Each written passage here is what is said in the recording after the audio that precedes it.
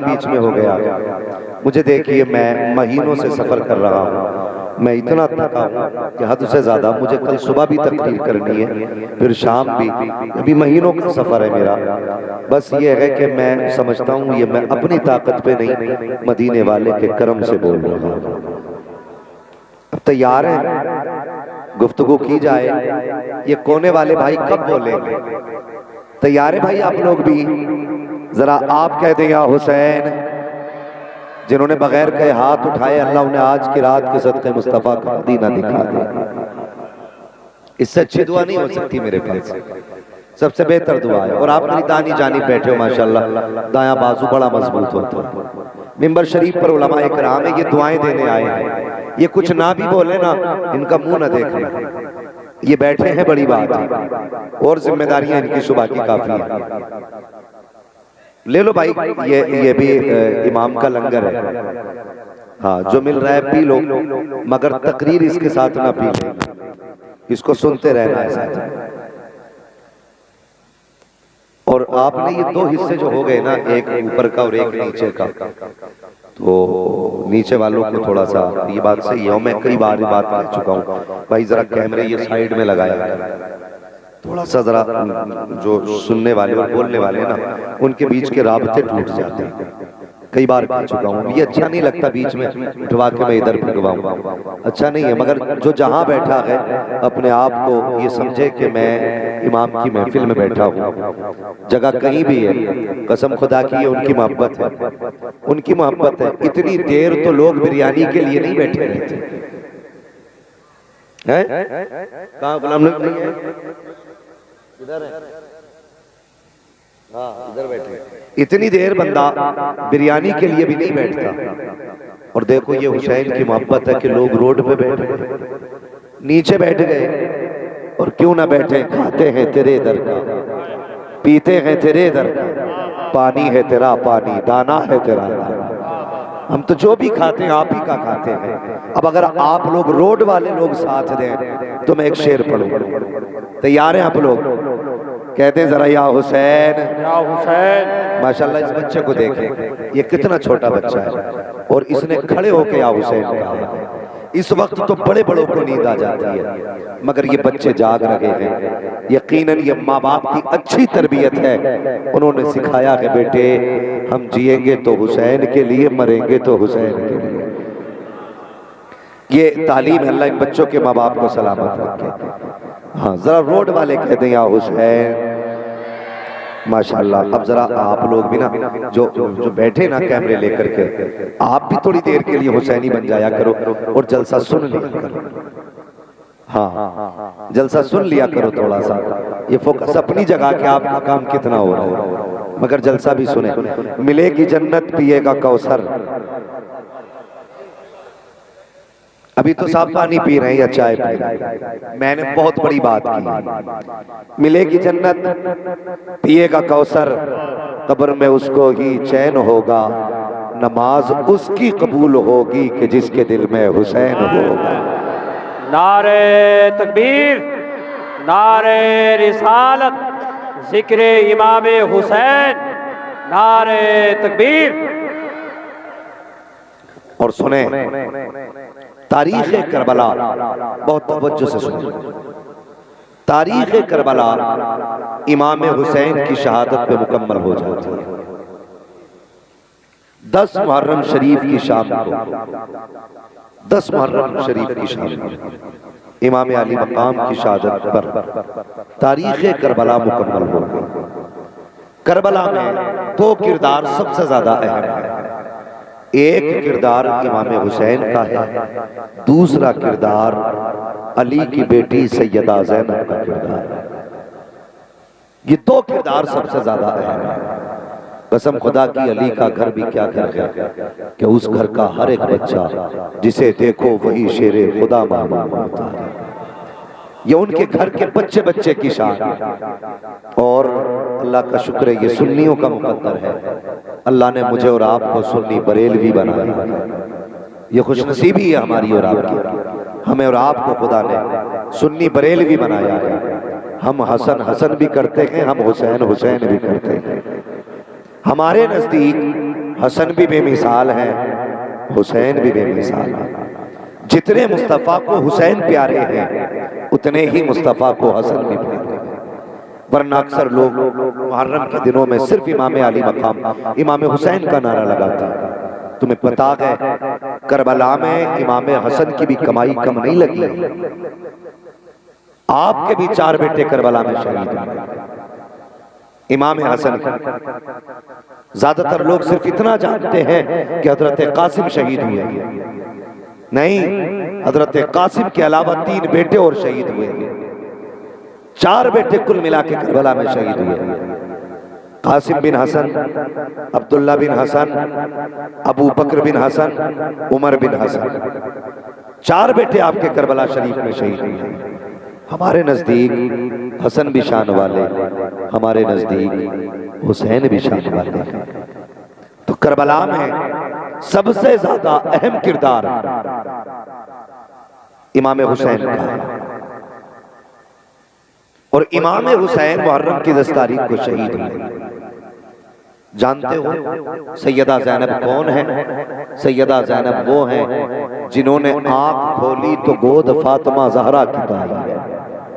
और सबसे पहले हजरत ज़ैनब के मुंह में मुस्तफ़ा का लुआब डाला गया और परवरिश हजरत अली ने की है। अब जरा सोचें कितनी शान वाली बेटी होगी ज़ैनब, जिसकी माँ फातिमा हो, बाबा अली हो, नाना मुस्तफ़ा हो, भाई हसन हुसैन हो। कितनी शान वाली ज़ैनब होगी। आपकी शान ये है, तारीख में आता है कि सैयदा ज़ैनब की वो ज़ात है कि आपने 7 साल की उम्र में कुरान पूरा मुकम्मल हिफ्ज़ कर लिया था। सैयदा ज़ैनब 7 साल की उम्र शरीफ में पूरा कुरान हिफ्ज़ मुकम्मल किया। और जानते हो मदीना शरीफ से करबला तक हुसैन के शाना बशाना चला। हुसैन के शाना बशाना आपने करबला सुना होगा, कई बार सुना होगा, लेकिन कभी सैयदा ज़ैनब को करीब से नहीं देखा। कौन है ज़ैनब? जरा दिल थाम के सुनना, मैं बताने लगा हूँ कौन है ज़ैनब। जब करबला की शहादतें होती रही, यके बाद दीगरे लाशें इमाम उठा के लाते रहे, आखिर में कुछ लोग रह गए खानदान अहले बैत से, कुछ लोग मेरे इमाम अपने खेमे में सर झुका के बैठे और सैयदा ज़ैनब इमाम अली मकाम की बहन लगती है। क्या लगती है? बात समझ में आ रही है? इमाम अली मकाम की बहन लगती हैं। बहनों को भाइयों से अनोखा प्यार, निराला प्यार। जिनके घर में बहनें हैं वो बात समझेंगे मेरी मैं क्या कहने लगा हूँ। वो भाई, अगर भाई 75 साल का हो, बहन 85 साल की हो ना, तब भी वो अपने भाई को अपना लाल कह के आवाज देती है। ये रिश्ता होता है, ये रिश्ता होता है। दुनिया दादी कहती है, कोई माँ कहता है, अगर बहन छोटी भाई बड़ा हो तो वो फिर भी लल्ली कह के आवाज देता है, बहन कह के आवाज देता है। कितना अजीब रिश्ता है भाई बहन का। अल्लाहु अकबर। इमाम खेमे में बैठे हैं, सैयदा ज़ैनब के जहन में ख्याल आया, ज़ैनब हुसैन अकेले हैं, अकेले खेमे में बैठे हैं, आज कोई हुसैन को तसल्ली देने वाला भी नहीं है, चलो ज़ैनब खेमे में चलते हैं। जिस वक्त सैयदा ज़ैनब इमाम के खेमे में आई है, मेरे इमाम सर झुका के बैठे हैं। अजीब मंजर था। सैयदा ज़ैनब ने हुसैन का चेहरा देखा, कहती है भैया। कहा जी। का मुझे हुजूर की एक हदीस याद आ रही है। का बहन कौन सी हदीस? का नाना ने फरमाया था अगर मुसीबतें आ जाएं तो सदका दिया करो, मुसीबतें टल जाया करती हैं। आज मैं देख रही हूँ कि मेरे हुसैन के ऊपर इतनी बड़ी मुसीबत आ गई है, अगर इजाजत दें तो बहन सदका देना चाहती है। मेरे इमाम ने इतना सुना, बहन का चेहरा देखा, फरमाने लगे ज़ैनब सदका क्या करोगी? जो कुछ सदका करना था वो तो मदीने में रह गया है, अब तो कुछ है भी नहीं, क्या सदका करोगी? सैयदा ज़ैनब ने कहा था हुसैन जात जितनी बड़ी होती है सदका उतना बड़ा दिया जाता है। का कहना क्या चाहती हो? का हुसैन ज़ैनब ये चाहती है अगर आपकी मर्जी हो तो आपकी जात पर हुसैन दौलत कुर्बान नहीं करेगी, इन्हें जवाहरात नहीं। अगर तेरी मर्जी हो तो हुसैन तेरे नाम पर बहन अपने दोनों बेटों को कुर्बान करना चाहती है। वाह वाह वाह वाह वाह वाह।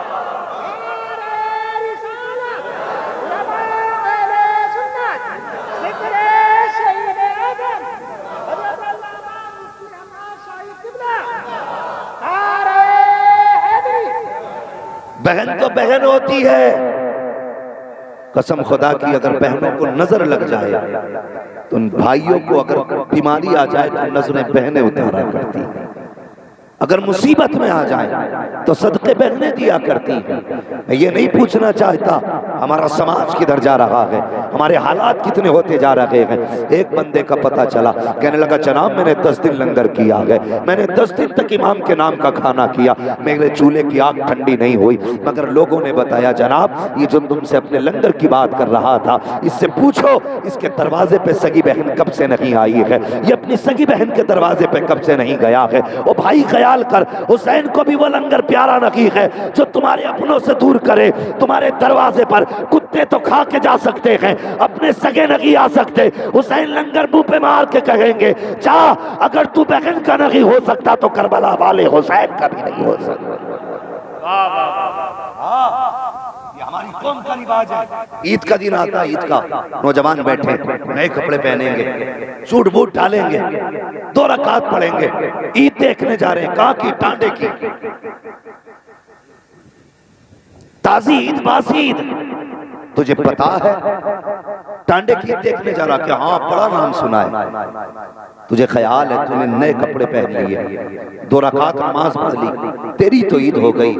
और नादान पूछ अभी तेरी बहन की ईद हुई है कि नहीं?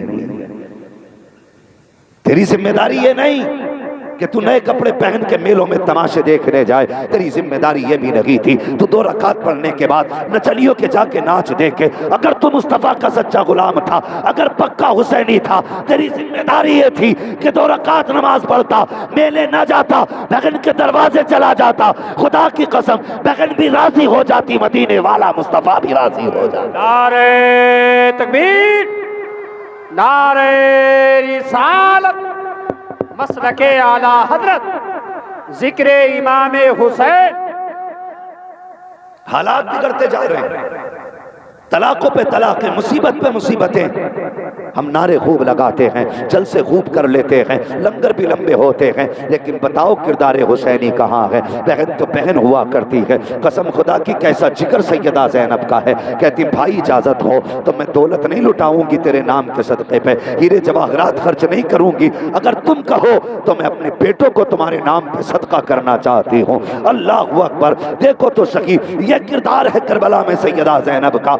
ये है सैयदा ज़ैनब के बेटे दे करके भाई के ऊपर की मुसीबत डाल रखी है। और अजीब मंजर था, और यार एक्सीडेंट में बेटा मर जाए तो माँ की कमर सीधी नहीं होती है, बचपन में बेटा चला जाए माँ पूरी जिंदगी याद करके रोती है। मगर वाह रे ज़ैनब, तेरे हौसले को सलाम, तेरी जुर्रत को सलाम, तेरी हिम्मत को सलाम, तेरी शान और शौकत को सलाम। जब शहादत की बारी आई, बेटों को बैठा के कहा था लखते जिगर जिंदा जा रहे हो, जिंदा वापस नहीं आना है, हुसैन के नाम पे शहीद होके आना है। और दूसरी बात कही थी, ए लगते जिगर जाओ के तलवारें चलेंगी, तीर चलेंगे, जब जख्मी होके नीचे गिरो मुड़ के खेमा मत देखना।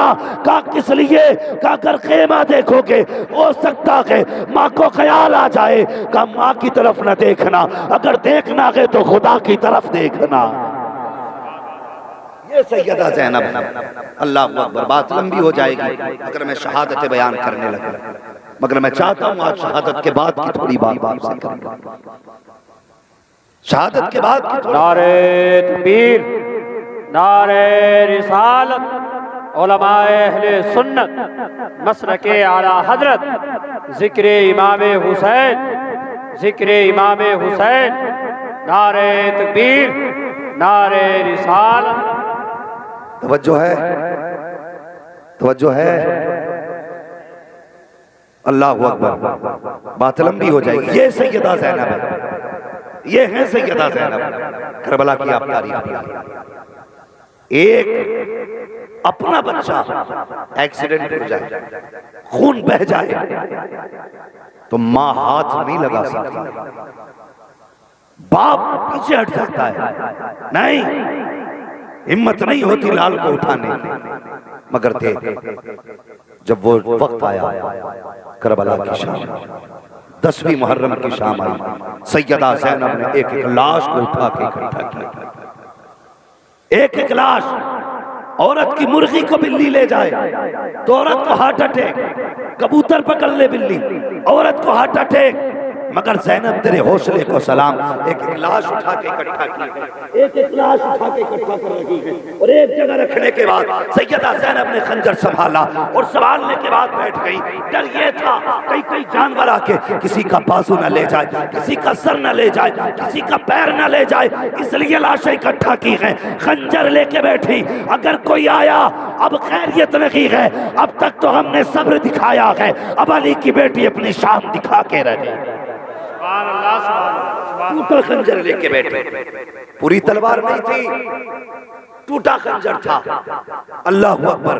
जब टूटा खंजर लेकर के बैठी है, रात का वक्त हुआ, अंधेरा छा गया, अचानक कोई साया आता दिखाई दिया, एक साया आता दिखाई दिया। जब साया करीब आया, आपने चादर संभाली, फिर खंजर संभाला, कहने लगी अगर इरादा गलत होगा तो अली की बेटी आज अली के तेवर दिखा देगी। ये शान सैयदा ज़ैनब की। जब आने वाला करीब आया, फरमाया ठहर जाइए। कौन है? आने वाले ने कहा तुम कौन हो बेटी? जैसी आने वाले ने बेटी कहा, सैयदा ज़ैनब के सब्र के बंधन टूट गए। कहने लगी आज तक इस जमीन पे करबला में हमें किसी ने बेटी नहीं कहा, तू कौन है मेहरबान जो तू बेटी कह रहा है? आने वाले ने कहा बेटी ये बता, ये जो दो लाशें पड़ी हैं किसकी हैं? सैयदा ज़ैनब ने कहा ये मेरे लालो की लाश है। फिर कहा ये जिस पे सर नहीं है ये लाश किसकी है?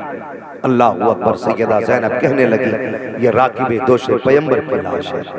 ये वो है जिसको मुस्तफ़ा कांधे पे बैठाया करते थे, ये वो है जिसके लिए झूला झुलाने फरिश्ते आया करते थे, ये वो है जिसके लिए कपड़े जिब्रील जन्नत से लेके आया करते थे। अल्लाह अकबर। आने वाले ने पूछा ये जवान कौन लेटा है? कहा ये वो है जिसे हम शबीह पैगंबर कहा जाता है, हुसैन का अली अकबर कहा जाता है। आने वाले ने इतना सुना, जब आकर के वापस जाने लगा, सैयदा ज़ैनब आगे बढ़ी, सवारी का रास्ता रोका, फरमाने लगे ठहर तो सकी, मेरे बारे में तो पूछ लिया, अब अपना तो बता, तू कौन है, कहां से आया और किधर जा रहा है? आने वाले ने नकाब पलटा, कहा ज़ैनब पहचानती नहीं हो, मैं कोई और नहीं बल्कि तुम्हारा नाना मोहम्मद रसूलुल्लाह आ गया।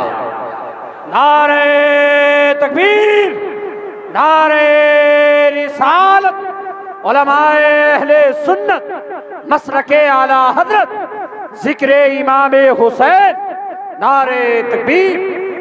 कि आप फरमाने लगे हाँ मैं ये देखने आया हूँ मेरी ज़ैनब ने अपना हक कितना अदा किया।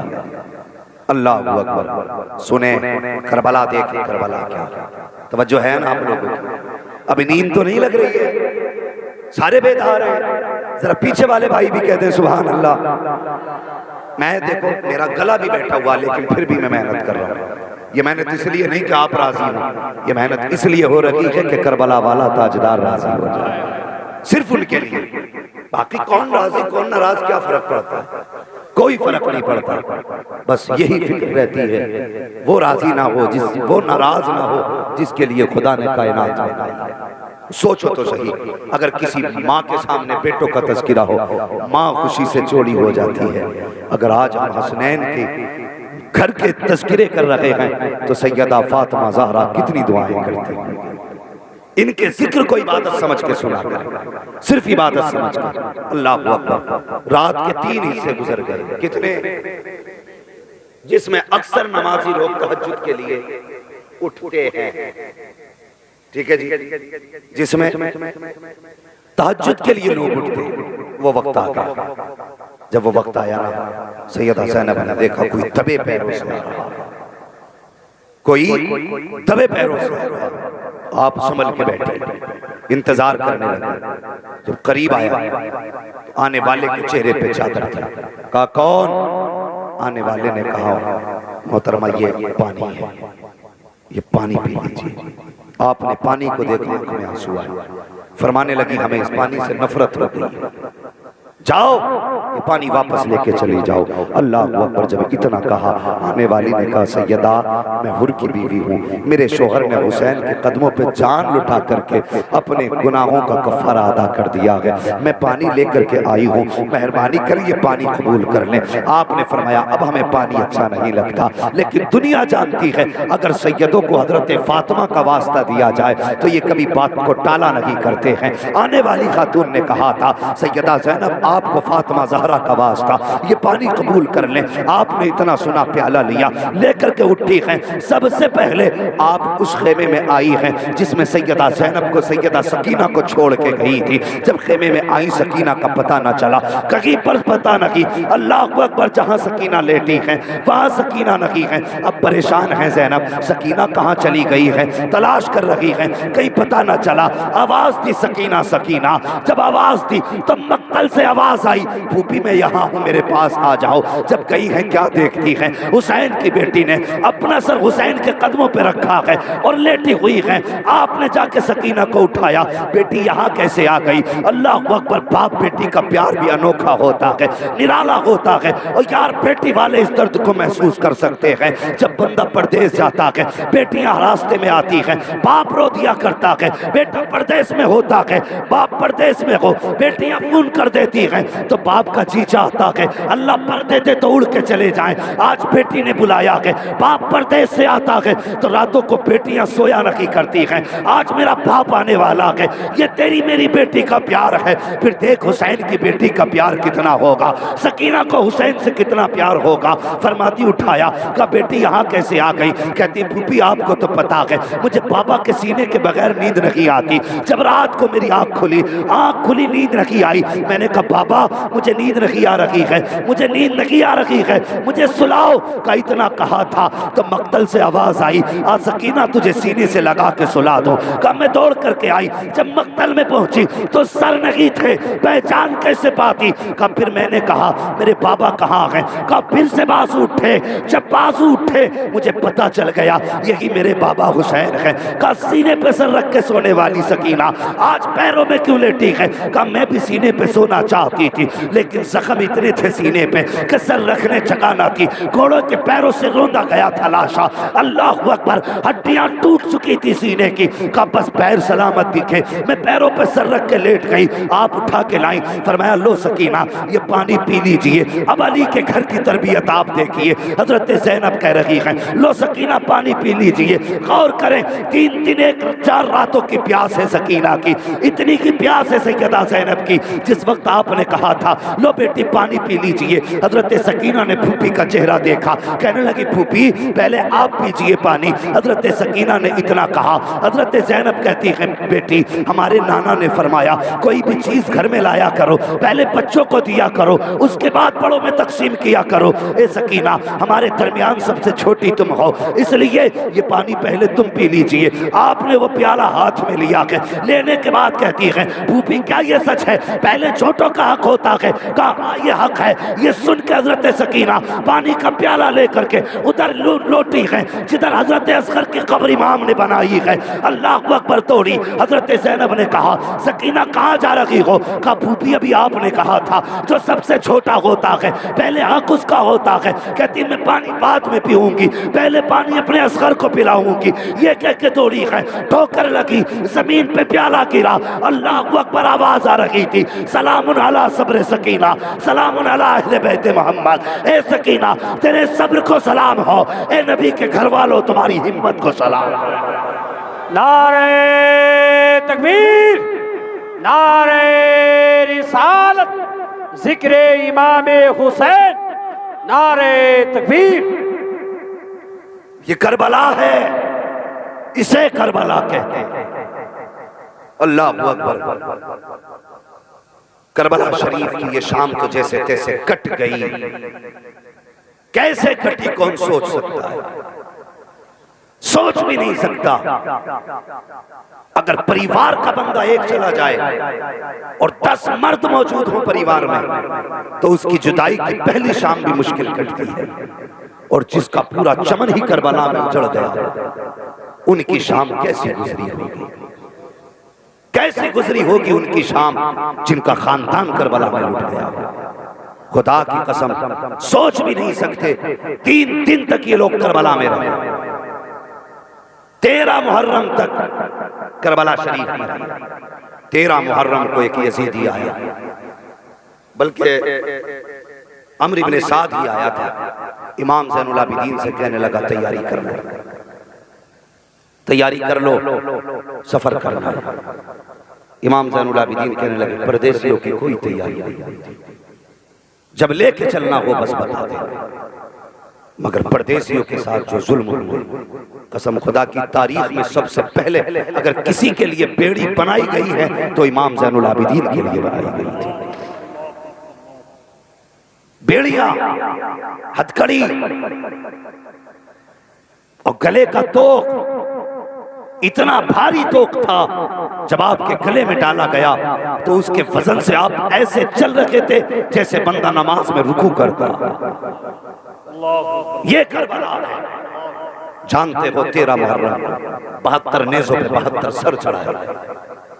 72 नेज़ों पे ये जो गले की नाली होती है इसके बीच में नेज़े डाल करके सर उठाए गए। नेज़े उठाए, नेज़ों में डाल के सर उठाए गए। 72 नेज़ों पे 72 सर और 26 बच्चे, 64 औरतें, एक तन्हा ज़ैनुल आबिदीन। ये था कैदियों का काफिला। 72 नेज़ों पे 72 सर, 26 बच्चे, 64 औरतें, एक ज़ैनुल आबिदीन। और जानते हो हाथ इतनी मजबूती से रस्सियों से बांधे गए थे कि खून छलकने लगा था।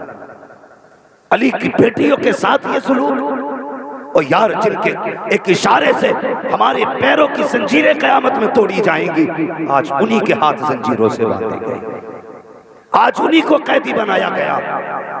जब कैदी बन के काफिला चला, मुझे बताइए, जब एक बंदे का जनाजा उठता है तो बेटियां जनाजे के साथ दौड़ती हैं, कहती हमें भी जनाजे के साथ लेके चलो। माए बेटे के जनाजे के साथ दौड़ जाती हैं। मगर कैसे मजलूम हैं करबला वाले, कैसे साबिर हैं करबला वाले। हजरत ज़ैनब को देखो, बाप भाई का सर नेज़े पे है, बेटों के सर नेज़े पे है, भतीजों के सर नेज़े पे है, लेकिन कसम खुदा की ज़बान पे कोई नाशुक्री का जुमला नहीं। सबसे आगे वो नेज़ा था जिस पे इमाम का सर था, सबसे पीछे वो सर था जिस पे अली असगर, वो नेज़ा था जिस पे अली असगर का सर था। कैदियों में सबसे आगे सैयदा ज़ैनब की सवारी, सबसे पीछे हज़रत सकीना की सवारी। ये काफिला चला, चलते चलते जब एक चौक से गुजरने लगा, चौराहे से, यजीद के कहने पर यह हुक्म दिया था यजीद ने कि काफिले के आगे ढोल वाले लोग रखे जाए। ढोल बजा करके वो ये लोगों को बताएं कि हमने बागियों को कत्ल कर दिया, और यजीद के खिलाफ बगावत करने का अंजाम क्या होता है ये लोगों को पता चलना चाहिए, इसलिए गलों में ढोल डाले गए थे। आज दर्द होता है साहिब, तकलीफ होती है जब हुसैन के नारे लगाने वाले अपने घरों में ढोल बजाते हैं। आज दुख होता है, मुझे बता, जिनकी शादियों पे ढोल नहीं बजे उनकी शहादतों पे ढोल बजाने का हक किसने दे दिया? सोचो तो सही, जिनकी खुशियों में ढोल नहीं उनकी शहादतों पे ढोल। अरे कौन सा मुंह दिखाएंगे हम हुसैन को, कौन सा मुंह दिखाएंगे सैयदा फातिमा को? और कुछ तैयारी कर, आखिरत की मरना है, ढोल बजा के भी मरना है, कुरान पढ़ के भी मरना है। गले में ढोल, नए कपड़े ढोल वालों के, मेरे जैसा सिस्टम। तो एक चौराहे पे ना एक नाबीना भिखारी खड़ा था, उसके साथ छोटा बच्चा था। उसने कहा सुनो, ये जो ढोल बज रहे हैं, बच्चे से कहने लगा लगता है कोई बारात आ रहा है। कहा अगर दूल्हा मेरे पास से गुजरे तो इशारा करना। कहा क्योंकि जब दूल्हा मेरे पास आएगा ना तो मैं तभी भीख मांगूंगा, इसलिए कि अगर दूल्हा से मांगा जाए तो दूल्हा के चाहने वाले उसके सर से उतार के बहुत देते हैं। कहा अच्छा। तो वो दोनों बाप बेटे चौराहे पे खड़े हुए, ढोल की आवाज दूर से आ रही थी। जैसे ढोल करीब आए ना, बच्चा कहने लगा वाह, लगता है बारात करीब आ गई। जैसी मोड़ मोड़े पहले ढोल वाले थे, बच्चा देख के खुश था, लेकिन जैसे ढोल वाले खत्म हुए और जब नेज़ों पे सर दिखाई दिए बच्चे के होश उड़ गए। फिर तो ज़बान तालू से लग गई। मगर जानते हो उसने 72 नेज़ों पे 72 सर देखे। सोच रहा था लगता है कहीं से जंग फतह होके आई है, लेकिन कसम खुदा की उसने आखिर में जब नन्हे असगर का छोटा सा सर नेज़े पे देखा, बच्चा जमीन पे गिर गया और ये फैसला न कर सका। उसने सोचा अकबर तो लड़ने के काबिल था, कासिम तो जवान है, आखिर इस बच्चे ने क्या बिगाड़ा होगा जिसको दूध पीने की उम्र में नेज़े पे चढ़ाया गया। अल्लाह अकबर। बच्चा होश खो बैठा। जब वो सर भी गुजर गए इतने में सैयदा ज़ैनब की सवारी आ गई। सैयदा ज़ैनब की सवारी आई। जैसी सवारी हजरत ज़ैनब की आई ना, वो अपने बाप का हाथ पकड़ के उठना चाहता था। बाप ने ये सोचा लगता है दूल्हा की सवारी आ गई है। जैसी बाप ने इशारा देखा हजरत ज़ैनब की सवारी आ गई थी। उसने कहा ओ काफिले वालों, अली की खैरात दो, नबी का सदका दो। आज कई दिन के बाद सैयदा ज़ैनब ने बाप का नाम सुना था। कहती फिजा इससे कह दो जरा एक बार और मेरे बाप का नाम ले दे, एक बार और अली का नाम ले।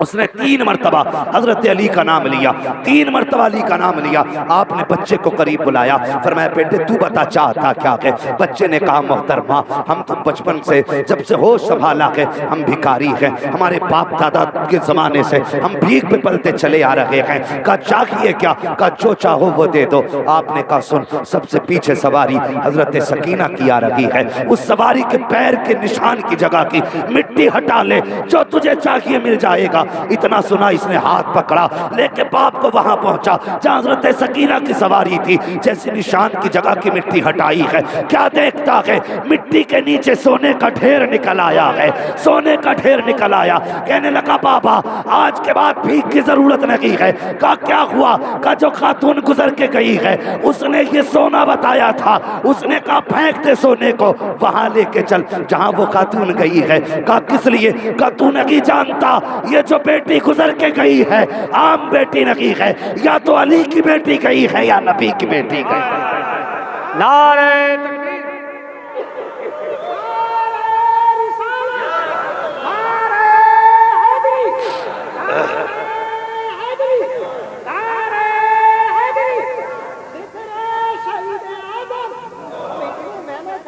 अल्लाह अकबर। तवज्जो है, तवज्जो है।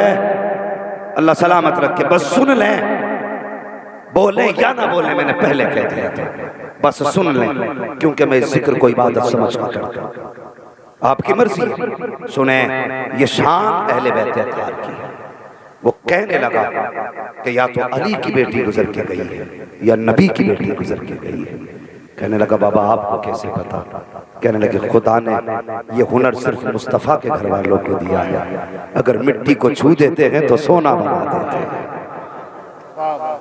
मिट्टी को छू देते हैं तो सोना बना देते हैं। तकवा जानते हो, छतों पे औरतें खड़ी की गई तमाशाई बना करके कि देखो कैदी लाए जा रहे हैं। लोग तमाशाई बने छतों पे खड़े थे। उन तमाशाइयों में किसी खातून ने छत से खजूरें फेंकी। एक खजूर आके हजरत सकीना की गोद में गिरी। जैसी हजरत सकीना की गोद में खजूर आई ना, उन्होंने उठा के मुंह में रख ली। हजरत ज़ैनब ने फौरन मुंह में उंगली डाली और निकाल के फेंकी। फरमाने लगे सकीना ये भी तो हो सकता है ये सदक़े की खजूर हो। बेटी हम फाके तो कर सकते हैं लेकिन हमारे नाना ने हम पर सदका हराम कर दिया। कैसे तकवे? वो सदक़े की खजूर खिलाने तैयार नहीं। आज बंदा हराम कमा कमा के नस्लें पाल डाली। ये पता नहीं हराम खिला रहे के हलाल की। और बिल्डिंग हराम से बना के लिख देता उस पर हाज़ा मिन फज़ले रब्बिक। शराब की बोतल पे जमजम लिख दो तो जमजम हो जाएगी। शराब तो शराब ही है ना। वो नौजवान हलाल कमाया करो, हलाल। मेरे हुजूर ने फरमाया जो जिस्म हराम के टुकड़े खा के पलेगा वो जहन्नम का ईंधन बनाया जाएगा। कोशिश किया करो हलाल के लुक़मे। बंदा कहता कोई हराम नहीं, मैं तो दुकानदारी कर रहा हूँ, मेरी तो दुकानदारी है, मैं क्या हराम कर रहा हूँ। जाओ मार्केट में जाके देखो, टांडा, रामपुर, मुरादाबाद, इतनी लाइटें लगा के बेच रहे हैं, आदमी को अंधा कर देते हैं। दुकान किसकी? हाजी अब्दुल्ला की दुकान, इतना बड़ा टाइटल लगाए बैठा, हाजी अब्दुल्ला, हाजी अब्दुल करीम, अब्दुल जब्बार अल अफनानी, चले नंबर लकब लगा, फला की दुकान है। अरे हाजी की दुकान है तो यार रेट सही होगा, लेकिन उसमें लिखता है बाहर के खरीदा हुआ माल वापस नहीं होगा। इसलिए कि घर जाके तुम समझ जाओगे चीज क्या लेकर के आए, यहाँ कमा के फोड़ के दे रहे, घर जाके पता चल जाएगा। फिर कहते हैं ये वापस नहीं होगा, अंधा बना दिया, बंदा बना के बेचे। इमाम आजम अबू हनीफा, जिसकी हम और आप तकलीद करते हैं, आला हजरत जिनके मुकल्लिद हैं, इतनी बड़ी शान का मालिक, आपके कपड़े की दुकान, आज मौलवी दुकान कर ले तो कहते हैं मौलवी ने दुकान कर ली, इस इमाम के पीछे नमाज हो जाएगी, ये तो दुकान करे बैठा। और भाई जायज काम करना तो ये हमारे बुजुर्गों की सुन्नत है। इमाम आजम की कपड़े की दुकान, एक दिन ना वैसे रोज मगरिब के वक्त दुकान बंद करते थे, एक दिन असर के वक्त ही बंद करके जाने लगे। किसी ने कहा हजरत इतनी जल्दी दुकान बंद कर दी? कहने लगे हाँ। कहा क्यों? का बादल है और दुकान में अंधेरा है, इसलिए दुकान बंद करके जा रहा हूँ, कहीं लोग कपड़ा खरीदने में धोखा ना खा जाए।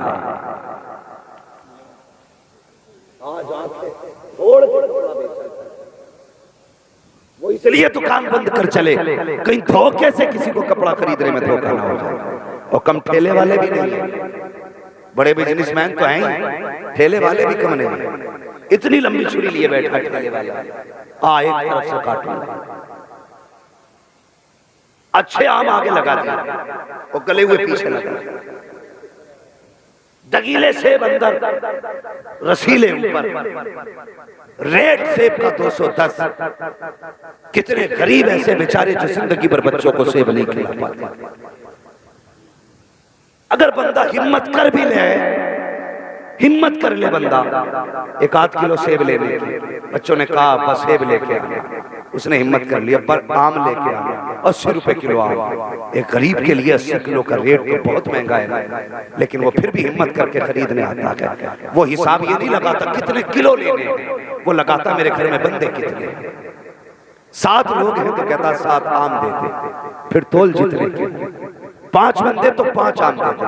अब खरीदारों को देखो, एक आम ऊपर से चढ़ाएंगे, 2 पीछे से रखेंगे, फिर एक आगे से लेंगे, 3 पीछे से लेंगे, उसमें 4 आम सही होंगे, 9 आम उसमें गले सड़े चढ़ा दिए जाते हैं। अब फर्ज कर लो अगर तुमने 10 आमों में एक आम गला सड़ा चढ़ा दिया और तेरे तो एक गले सड़े के पैसे तुझे बच गए, मगर जब ये गरीब लेके गया, इसने बच्चों में जाके तकसीम किया तो 9 लोगों पे अच्छा आम आया, एक पे गला आम आ गया, उसकी जरूरत कहां से पूरा करे? जब वो कहता बा मेरा ये फल गला निकला है, उस वक्त उस बाप को गुर्बत का एहसास होता है। तब वो सोचता है अगर खुदा पैसे देता तो इतने लेके आता कि बेटा पेट भर के खाता, मगर खुदा की कसम तुझे तो ये लगता है तूने एक आम गला दे दिया है, ये तू सोच रहा है, लेकिन मसीहत कहती है मर के कब्र में आ, एक आम की इतनी सजा दूंगा कि रोते रोते आंसू खत्म हो जाएंगे, कोई आंसू पोंछने वाला नहीं मिले। नारे तकबीर,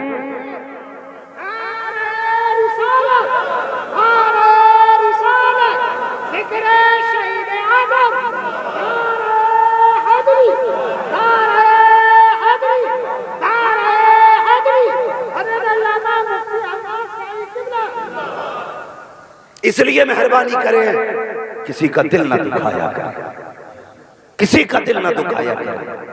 अगर किसी का दिल तोड़ के तुम्हें सोना भी मिल रहा है तो यार ठोकर मार दो, वो हमारे किस काम का, हमारे किस काम का? बच्चों को चटनी से खिलाओ, कसम खुदा की हराम के मुर्गों से देते हैं,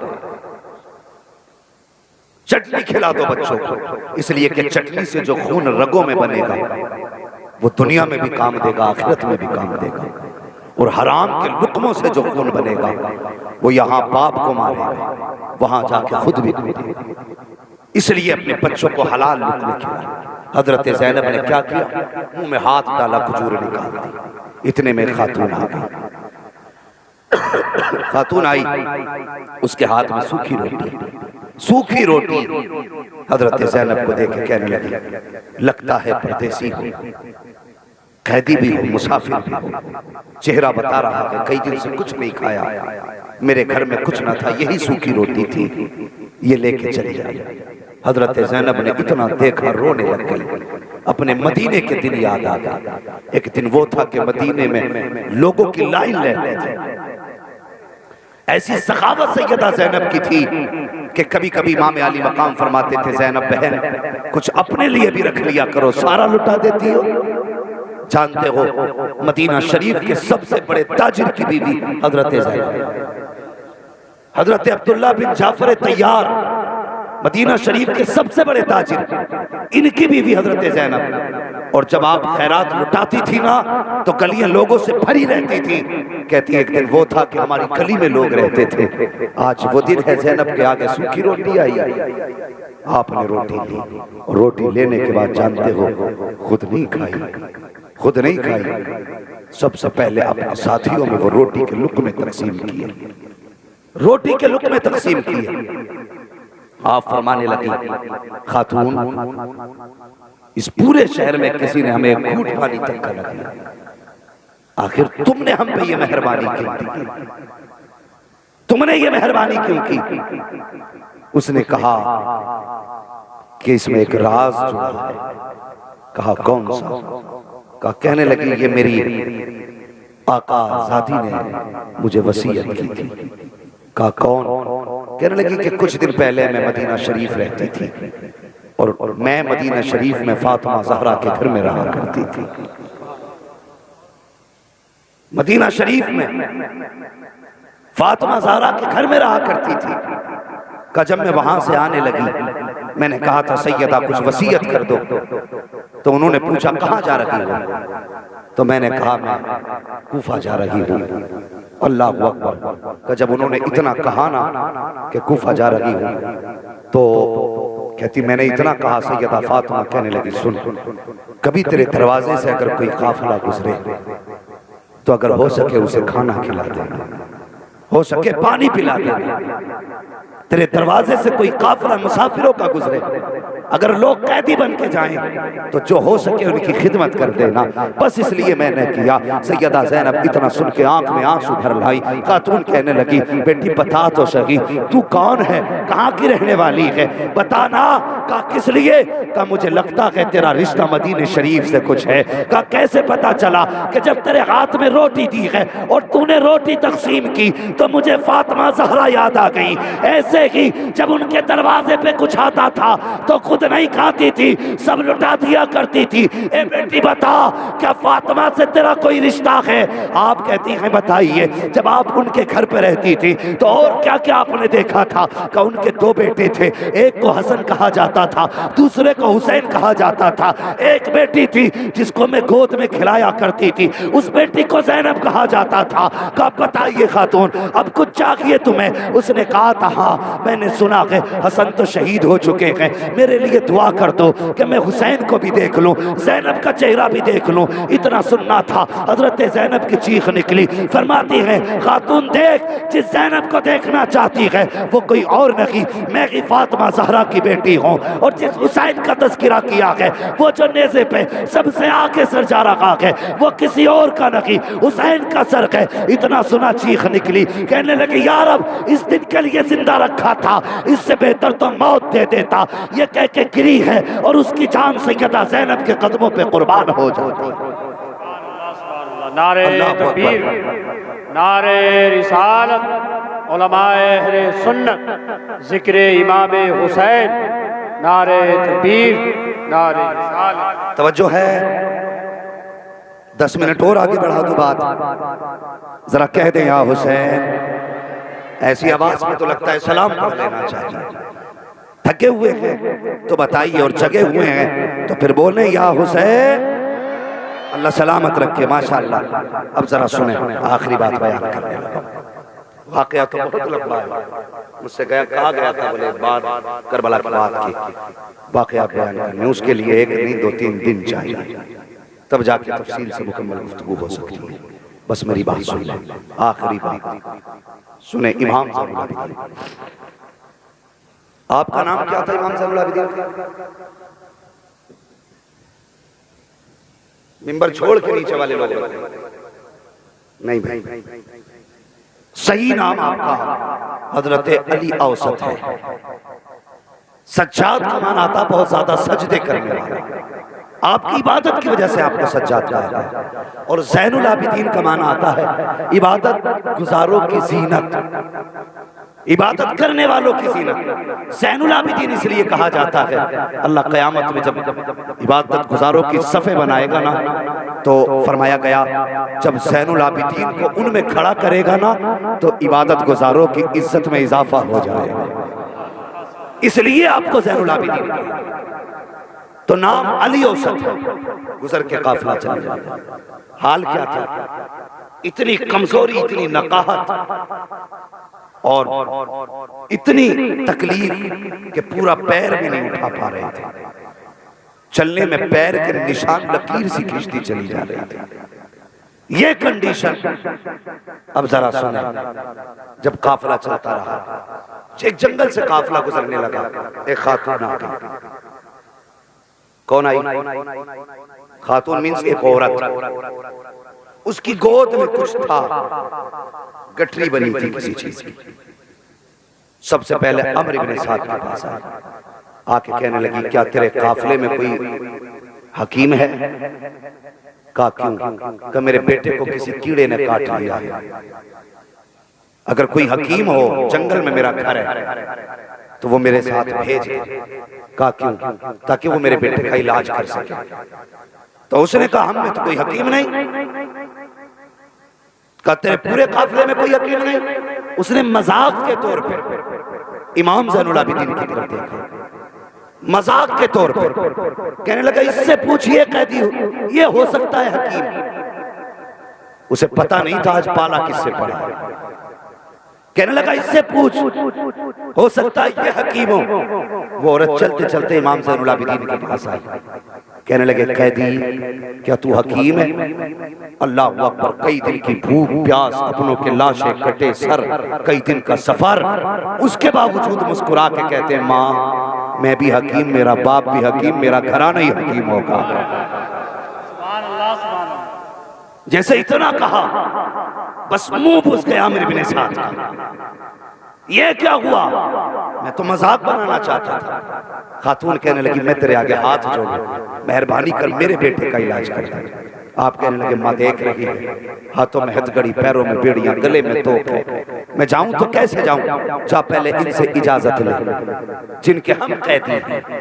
बहुत गौर से सुनना, इनसे इजाजत ले जिनके हम कैदी हैं। खातून ने कहा भेजना इस कैदी को मेरे साथ। अल्लाह अकबर, जब इतना कहा है खातून ने, अमर इब्न साद ने कहा इसकी कीमत देनी पड़ेगी। कहा कितनी कीमत? कहा क्या है तेरे पास देने के लिए? खातून ने गोद खोली, उसमें 7 बेटियों का जेवर रखा हुआ था। उसने कहा 7 बेटियों का जेवर है, सारा लेके आ गई हूँ, जितना चाहे ले ले, मगर ये तबीब मेरे साथ भेज दे। मेरा एक बेटा है, 7 बेटियां हैं, मेरा बेटा मेरे घर का सहारा है, भेजना इसे। उसने सारा सोना लिया और उसके बाद चाबी फेंक के कहने लगा लो, अगर हमारी मान ली होती तो ये हाल ना होता। जैसे इतना कहा है इमाम सज्जाद को जलाल आया, फरमाने लगे कुत्ते अपनी चाबी अपने पास रख, तुझे लगता है ये तेरी जंजीरें रोकेंगी हमें? आपने निगाह डाली तो सारी जंजीरें टूट के पानी की तरह बहने लग जाती। जंजीरें बह गई, टूट गई जंजीरें। उसके बाद कहने लगे माँ चल लेके। खातून आगे आ गया, इमाम पीछे पीछे, पैर लकीर बनाते जा रहे, पूरे पैर नहीं उठ पा रहे। आखिर वो दरवाजा करीब आ गया खातून का जिस घर में जाना था। जैसी दरवाजे के करीब पहुंचे तो दरवाजे पे एक बेटी खड़ी थी। उसने कहा माँ तबीब को वापस भेज दे, अब इसकी जरूरत नहीं रह गई। कहा क्यों? का जिस भाई के लिए तू तबीब देख के लाई है वो भाई दुनिया से जा चुका है। खातून की चीख निकल गई, रो के कहने लगी मेहरबानी की तूने यहाँ तक आया, जा तेरी जरूरत नहीं है। इमाम ज़ैनुल आबिदीन ने इतना सुना, कहने लगे माँ जब यहाँ तक आ गया हूँ तो दरवाजे तक आने की इजाज़त तो दे दे, जब यहाँ तक आया हूँ तो अंदर आने की इजाज़त दे दे। कहा ठीक है तेरी मर्जी है, मैं नहीं चाहती तुझे और ज़्यादा थकाऊं, अगर अंदर आना चाहते हो तो आ जाइए। इमाम ज़ैनुल आबिदीन अंदर गए तो क्या देखते हैं, 3 बहनें सर की जानिब हैं, 3 बहनें पैर की जानिब हैं। एक बहन ने भाई के पैर पकड़े हुए हैं, उसकी ज़बान पे जुमले थे, भाई हमारी सारी बहनों की आंखों का नूर तू था, दिल का करार तू था। जब उसने इतना कहा है इमाम सज्जाद कुछ सोच के रोने लग जाते हैं, जैसे आप रोए हैं। खातून ने कहा तबीब तेरा क्या चला गया जो तू यहाँ आके रोने लग गया? आप फरमाते हैं जब मैंने इस बहन को रोते देखा है तो मुझे अकबर की मदीने वाली बहन याद आ गई है, मुझे सुगरा की याद आ गई है, मैं जाकर उसे अकबर के बारे में क्या बताऊंगा। ये कहते कहते इमाम सज्जाद रोने लगे। उसके बाद आगे बढ़े, बढ़ने के बाद आपने उसके पैरों की तरफ से कपड़ा हटाया, हटाने के बाद पैर का अंगूठा पकड़ा, पकड़ के कहते हैं नादान देखता नहीं है, बहनें रो रही हैं, भाई बहनों को हंसाया करते हैं, रुलाया नहीं करते। जैसे इतना कहा है जवान उठ के बैठ जाता है, कहते ले माँ तेरे बेटे को खुदा ने शिफा अता फरमा दी। माँ तेरे बेटे को खुदा ने शिफा अता फरमा दी। जवान उठ के बैठ गया, तवज्जो है ना, जवान उठ के बैठ गया। आप फरमाने लगे माँ एक बात और बता। कहा क्या? कहा सोना कितना था? कहने लगी 7 बेटियों का जेवर। कहने लगे जा जल्दी से दामन में मिट्टी भर के लेके आ। उसने जल्दी से मिट्टी भरी है। मेरे इमाम ने यूं हाथ लगाया, फरमाया देख ना जरा क्या है। जब हाथ दामन खोल के देखा तो सोने से दामन भरा हुआ था। कहने लगे माँ बेटा भी मिल गया, जेवर भी मिल गया, अब जानने की इजाजत दे। जब आप जानने लगे खातून ने दौड़ के कदम पकड़ दिए, कहने लगी पहचान न सकी तुम कौन हो, बताओ तो सही कौन हो। आप फरमाने लगे अल्लाह अकबर हम हुजूर के शहजादे कहे जाते हैं। कहाँ के रहने वाले हो? का अब तक तो मदीने वाले कहे जाते थे, लेकिन अब के बाद करबला वाले कहे जाते रहेंगे। का ये पता हमारा है? का बेटे बता तो सही वो 72 नेज़ों पे 72 सर किसके थे? कहने लगे मेरे खानदान के सर थे, मेरे अपनों के सर थे। खातून कहती है खता की माफी हो तो पूछ सकती हूँ। कहा क्या? कि तूने मेरा एक तो जिंदा कर दिया, अपने 70-72 जिंदा क्यों ना कर सका? आप कहते माँ मेरे आगे मजबूरी थी, वरना अपने 72 भी जिंदा कर लेता। का कौन सी मजबूरी? कहते माँ बताने से समझ में नहीं आएगी, चल दिखाता हूँ तुझे। कहा चल। अब खातून भी आई है, वहां आए हैं जब 72 से नेज़ों पर 72 सर रखे हुए थे। आप उस नेज़े के पास आए जिस नेज़े पे इमाम का सर था। अल्लाह अकबर। जैसे इस नेज़े के पास आके खड़े हुए, जैसे इमाम का रुख उधर है, सज्जाद पीछे खड़े हुए हैं। कहते हैं अब्बा जी अब वो कुरान पढ़ के सुनाओ जो पूरे सफर अपने बेटे को पढ़ के सुनाया है।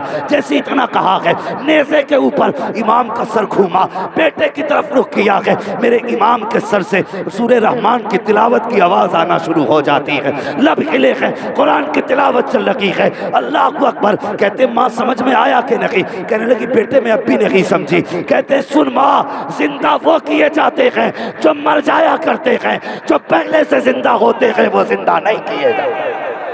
वाह वाह वाह वाह वाह वाह वाह वाह वाह वाह, जिंदाबाद जिंदाबाद जिंदाबाद जिंदाबाद जिंदाबाद।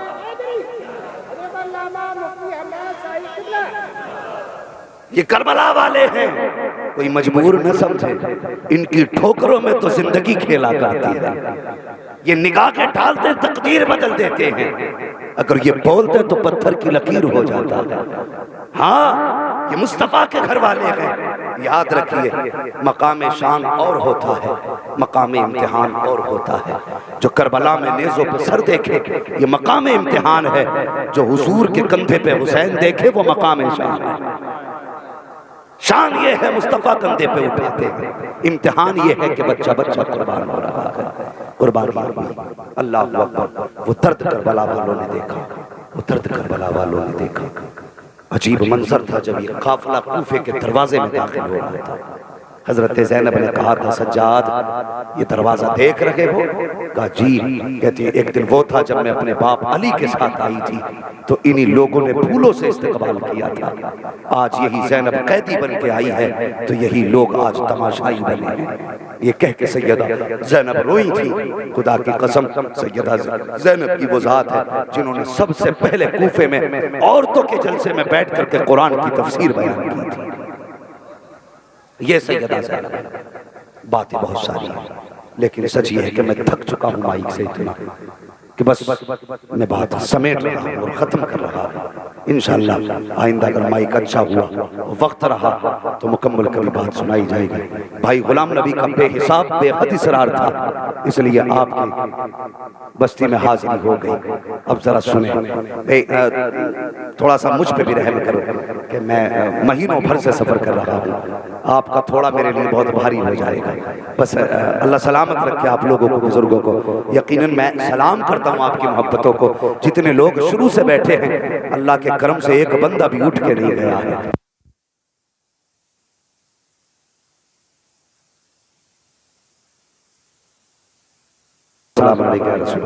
सुने तो ये करबला वाले, आप पूरा सफर करबला का देखें, पूरा सफर करबला का।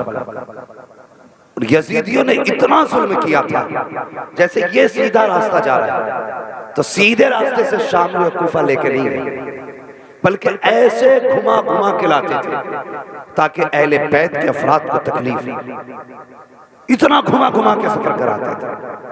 जब उलमाए कराम ने, मुफस्सिरीन मुहक्किकीन ने जब वो मसाफत नापी ना कि कितने पैदल चले, तो जानते हो ये मसाफत करबला से मदीने तक की 5600 मील बनती है।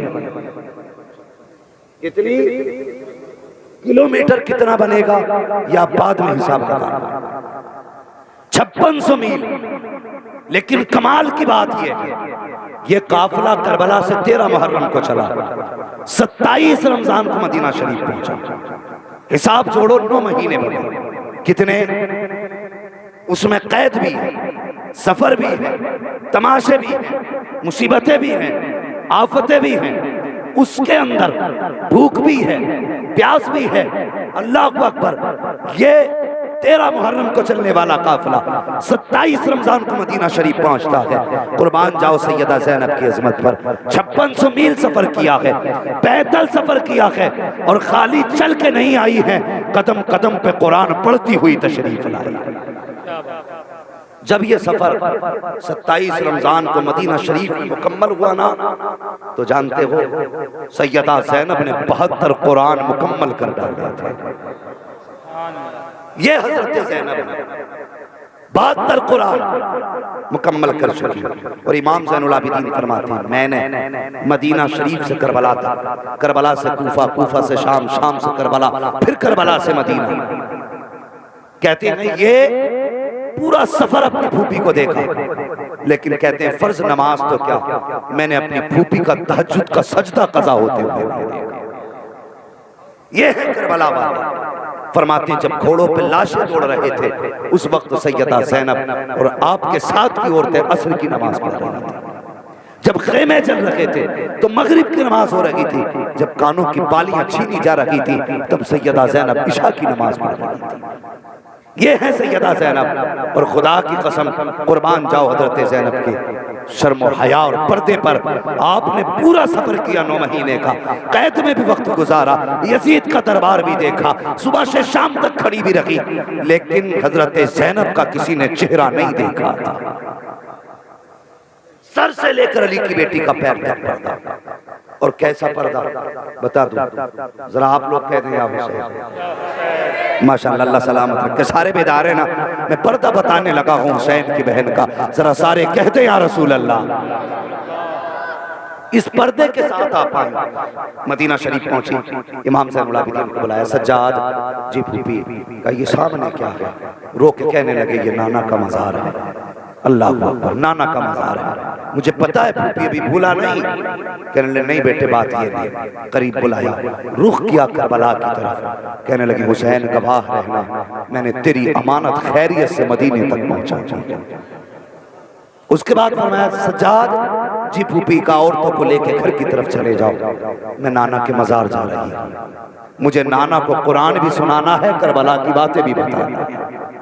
जैसी कहीं और जाके आपने कुरान पढ़ना शुरू किया, पहला पारा पढ़ा, दूसरे में आ गई और इस आयत करीमा पे पहुंची, अल्लज़ीना इज़ा असाबतहुम मुसीबा क़ालू इन्ना लिल्लाहि व इन्ना इलैहि राजिऊन। जब इस आयत करीमा पे पहुंची, हजरत फिज़ा के साथ थी, कंधे पे हाथ रखा, कहने लगी बस कीजिए सैयदा, देखो मुस्तफ़ा का मज़ार पुरनवार हिलने लग गया है, मुस्तफ़ा का मज़ार हिलने लगा है। लोग कहते हैं ये कैसे हो सकता है, ज़ैनब रोए मज़ार हिले। मैं कहता हूँ बता, अगर जामी जैसा शख्स 3 शेर लिखने के बाद हुजूर के मज़ार पे आए, आका कहते अगर रोक दो वरना मज़ार से निकलना पड़ेगा। अगर जामी के लिए मुस्तफ़ा मज़ार से निकल सकते हैं तो ज़ैनब के लिए मुस्तफ़ा का मज़ार हिल नहीं सकता। अल्लाह अकबर। ये ज़ैनब है जब आई, कहती नाना मैंने बेटे कुर्बान कर दिए। आवाज आई ज़ैनब कुछ ना बता, जब तेरे बेटे शुजाअत दिखा रहे थे, सिर्फ मैं नहीं सारे नबी करबला के मैदान में तेरे बेटों की शुजाअत देख रहे थे। जो सब्र किया वो हमने आंखों से देखा, जो खून बहा हमने आंखों से देखा। ज़ैनब सब्र करो, हमने सब देख लिया है, वक्त आने दो, एक एक कतरे की कीमत हम कयामत में लेंगे। अल्लाह अकबर। सैयदा ज़ैनब हटी, घर की तरफ तशरीफ लाई, सर से लेके पैर तक पर्दा। जब घर से गई थी तो हजरत अब्दुल्ला बिन जाफर तैयार से इजाजत लेके गई थी अपने शोहर से, और 2 बेटे भी साथ ले गए थे। पता नहीं था माहौल क्या होगा। घर से गए थे तो ये सोच के गए थे हुसैन के साथ जा रहे थे, वहां पे सुकून मिलेगा, लोगों के बीच इज्जतें मिलेंगी, लेकिन ये तो नहीं पता था कि ये लोग खून के प्यासे हो जाएंगे। हाँ, बच्चे भी खुशी में गए थे मामा के साथ, लेकिन घर आई है ना, अपना दरवाजा आ गया। अपने पहले 18 भाइयों के दरवाजे देखे, आज 18 भाइयों के दरवाजों पे ताले लगे। 27 रमजान है। एक दिन वो था जो ज़ैनब ईद लेने सारे भाइयों से आती थी, आज एक भी भाई मदीने में नहीं है। अजीब मंजर था, कयामत थी। अल्लाह अकबर। अपने ही दरवाजे पे आ गई। जब दरवाजे पे पहुंची तो बेटियां कुरान पढ़ रही थी, बेटियां कुरान पढ़ रही थी। कुरान की आवाज कानों तक आई, दरवाजे पे बैठ गई। जैसी दरवाजे पे बैठी, अचानक थोड़ा सा किवाड़ खुला, एक बहन की निगाह पड़ी, देख के कहने लगी बहन लगता है दरवाजे पे कोई भिखारन आके बैठी है। माँ कह के गई थी दरवाजे पे सवाल आ जाए, कोई भिखारन आ जाए तो जल्दी करना, भीख देने में ताखीर मत करना। एक ने 4 दिरहम निकाले, जा करके ये 4 दिरहम भिखारन को दे दे। एक बेटी गई, जाने के बाद 4 दिरहम उसने दिए, और देने के बाद क्या हुआ भाई?